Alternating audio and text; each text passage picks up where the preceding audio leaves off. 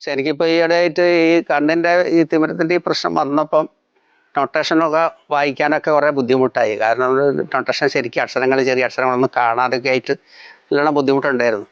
പിന്നെ അതേമാതിരി തന്നെ ദൂരെ നിന്ന് ഇപ്പം വീട്ടിലേക്ക് ഒരാൾ വരികയാണ്, കുറച്ച് ദൂരെ തന്നെ മുഖം വ്യക്തമാവില്ല, അടുത്തെത്തിയാലേ ആളെ മനസ്സിലാവുള്ളൂ.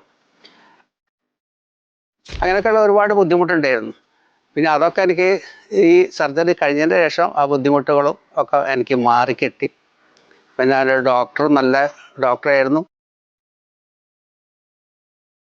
എൻ്റെ പേര് സുകുമാരൻ. ഞാനൊരു തബല ആർട്ടിസ്റ്റാണ്.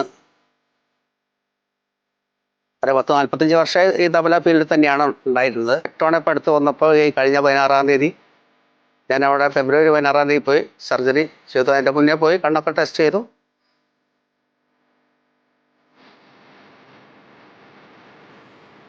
അവിടെ നിന്ന് എനിക്കുണ്ടായ എല്ലാവരും നല്ല പെരുമാറ്റങ്ങളാണ് ഉണ്ടായിരിക്കണത്. ഡോക്ടറാണെങ്കിലും ഫ്രണ്ട്ലിയാണ്. എല്ലാ സ്റ്റാഫുകളൊക്കെ നല്ല നല്ല പെരുമാറ്റങ്ങളാണ് ഉണ്ടായിരിക്കുന്നത്. പിന്നെ വേറെ ബുദ്ധിമുട്ടുകളും കാര്യങ്ങളും കുറേ നേരം നമുക്ക് വെയിറ്റ് ചെയ്തിരിക്കേണ്ട ഒരു ആവശ്യങ്ങളോ കാര്യങ്ങളോ ഒന്നും ഇല്ല. ചെന്ന് കഴിഞ്ഞാൽ നമ്മളവിടെ ഇരിക്കാൻ പറഞ്ഞാൽ കുറച്ച് കഴിഞ്ഞാൽ പേര് വിളിക്കും, നമ്മളതിനനുസരിച്ച് പോവുക.